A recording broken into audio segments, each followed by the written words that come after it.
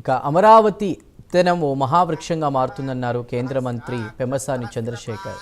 బాయ్సెస్ university శంకుస్థాపన కార్యక్రమానికి హాజరైన Pemmasani medical college, pharma college, nursing, dental college అన్నీ ఒకే ప్రాంగణంలో ఉండడం అరుదుగా ఉంటుందన్నారు. మెడికల్లో అమెరికా లాంటి దేశాల కంటే మన దేశంలో 70% ఖర్చు తక్కువగా ఉంటుందన్నారు పెమ్మసాని చంద్రశేఖర్.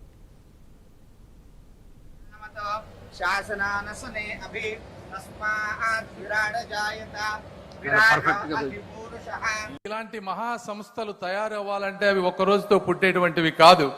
వాటికి ఒక రకమైనటువంటి దూరదృష్టి, ధైర్యం, దృఢ సంకల్పం, అంటే ఇక్కడ ఉన్నటువంటి నారా చంద్రబాబు నాయుడు గారు లాంటి వ్యక్తుల వల్ల మాత్రమే అవి ఈ రోజు సాధ్యమైనాయి.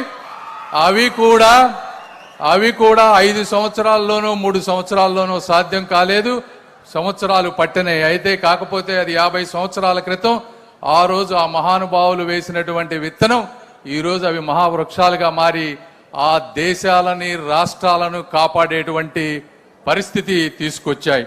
ఖర్చు అమెరికా వేరే దేశాలతో పోలిస్తే మన దగ్గర ఖర్చు 70-80% తక్కువ ఉంటా ఉంది.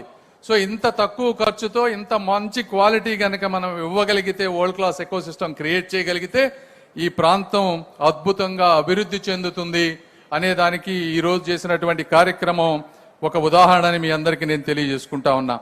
ఈ రేషియోలో ఈ విధంగా ఈ జాబుల్లో గనక మనం స్కిల్లింగ్ చేయగలిగితే వచ్చే 5-10 సంవత్సరాల్లో 30 నుంచి 40 లక్షల మందికి ఉద్యోగాలు క్రియేట్ చేయగలుగుతాం. ఎందుకంటే ముందు ఏఐ ద్వారా సాఫ్ట్వేర్లో ఎక్కువ ఉద్యోగాలు రాకపోవచ్చు, కొన్ని ఉద్యోగాలు పోవచ్చు. అయితే మన దేశ జనాభాకి సర్వీస్ చేసుకునేటువంటి ఏదైతే హెల్త్ కేర్ ఉందో ఇందులో 30-40 లక్షల ఉద్యోగాలు క్రియేట్ చేయగలిగితే డెఫినెట్ గా కూడా మన యువతకి ఈ విధమైనటువంటి నైపుణ్యం ఇస్తే వాళ్ళు ఉద్యోగాలు వెతుక్కోకుండా ప్రపంచమే వాళ్ళని వెతుక్కుంటూ వచ్చే అవకాశం ఉంటుంది.